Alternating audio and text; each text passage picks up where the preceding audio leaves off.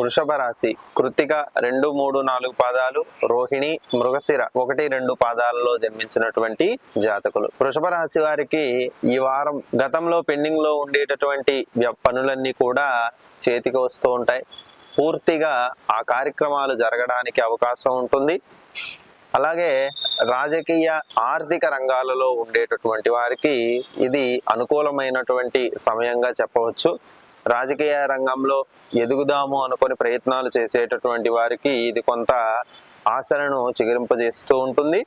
ఆర్థిక రంగాలలో ఉండేటటువంటి వారికి కూడా నూతన పదవులు రావడానికి అవకాశాన్ని కల్పిస్తూ ఉంటుంది.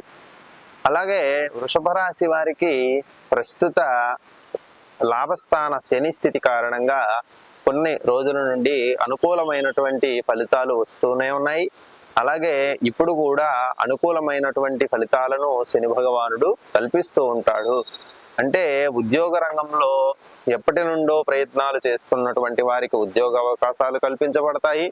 వివాహం కోసం ఎదురు చూస్తున్నటువంటి వారికి, సంతానం కోసం ఎప్పటి నుండో ప్రయత్నాలు చేస్తున్నటువంటి వారికి, అలాగే మనకు రాజకీయాలలో కూడా నేను ప్రవేశించాలి అని ఆశతో ఉండేటటువంటి వ్యక్తులందరికీ కూడా ఇది అనుకూలమైనటువంటి కాలంగా చెప్పవచ్చు. భౌతిక పరమైనటువంటి కార్యక్రమాలకు సంబంధించినటువంటి అన్ని పనులకు కూడా ఈ కాలంలో పనులు సఫలీకృతం అవ్వడానికి అవకాశం ఉంటుంది. కాబట్టి వృషభ రాశి వారు ప్రయత్నం చేయడం అనేటటువంటిది ఆపకుండా నిరంతర ప్రయత్నము చేస్తూ ధర్మ మార్గంలో నడిస్తే ఖచ్చితంగా మీరు అనుకున్నటువంటి కార్యక్రమాలు జయప్రదం అవ్వడానికి అవకాశం ఉంటుంది. ప్రధానంగా వివాహం కోసం ప్రయత్నాలు చేస్తుండేటటువంటి వారు ప్రస్తుత గోచార రీత్యా వివాహం జరగడానికి అవకాశాలు ఎక్కువగా ఉన్నాయి. కాబట్టి వృషభ రాశి వారికి వివాహ ప్రయత్నాలు చేసుకోవడం అనేటటువంటిది అనుకూలమైనటువంటి సమయంగా చెప్పవచ్చు.